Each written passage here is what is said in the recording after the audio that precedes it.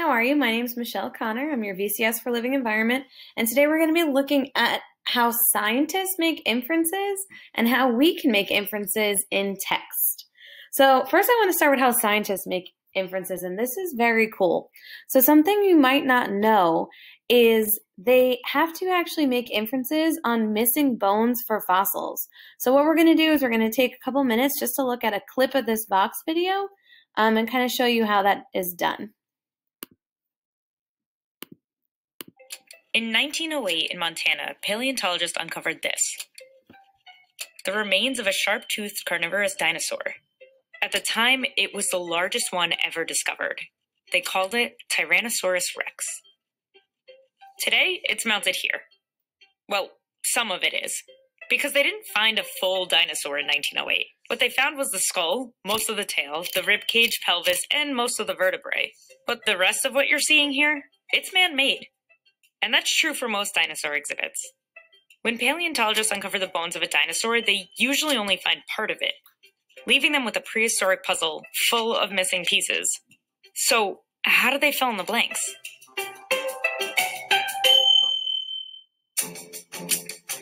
When we first started mounting dinosaurs in the 1900s, researchers had to make a lot of educated guesses. The first step was to get the bones they did have in the right places. And one thing that helped is to look at animals that exist now. We can just look at this Tyrannosaurus rex and we can see a lot of characteristics on it that are present in, like, chickens, for instance.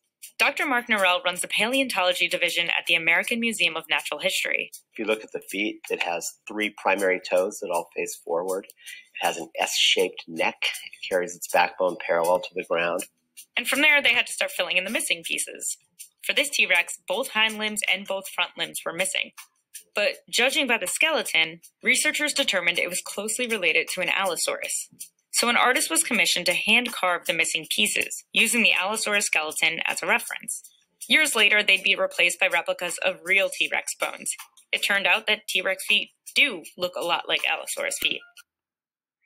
So you can see in this video that they actually had missing pieces that they had to fill in. So they had to make inferences in order to determine what these pieces looked like. So we see here that they're missing these limbs, and although they weren't discovered, they were able to use enough observation and information to determine what they would look like.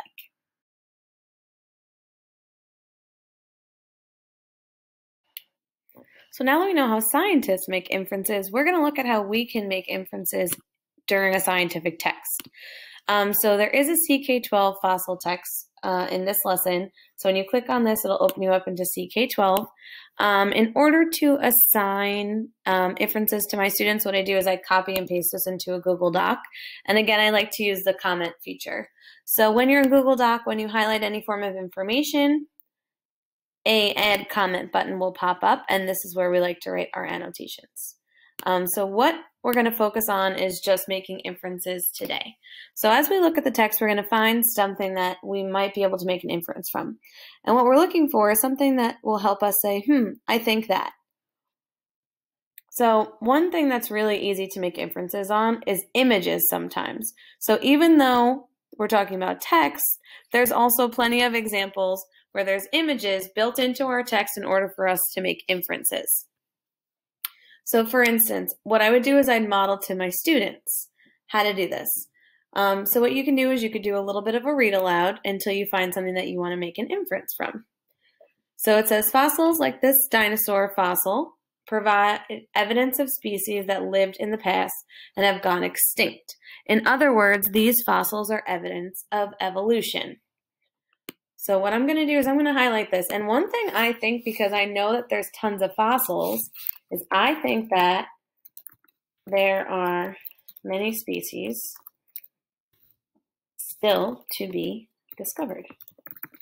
That's my inference based on this. It says, because I know it provides species that lived in the past and have gone extinct.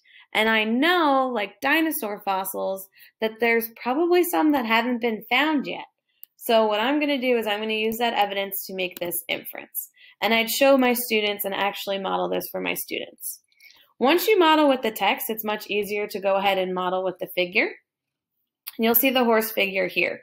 So you can go ahead and do another inference. So you can see that the horse they show you started off really short, got taller. They'll show you their molar teeth as well as their regular feet. So one thing is it says shown in the figure below. So what I like to do when I'm talking about the figure is I'll highlight the figure to be able to make that comment. And I'm going to say, I think the horse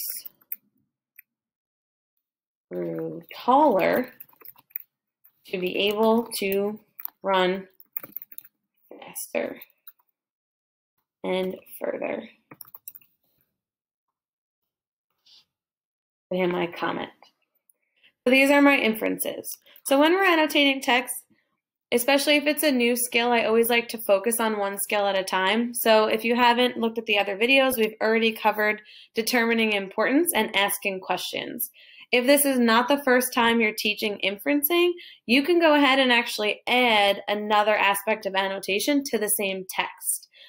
So asking questions would fit really well in here, as well as determining importance if you give your students a focus question.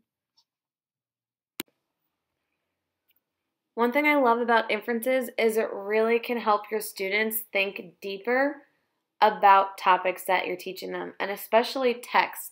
Sometimes students try and roll through text, but having them create inferences really helps them get a deeper understanding of the text that you're giving them.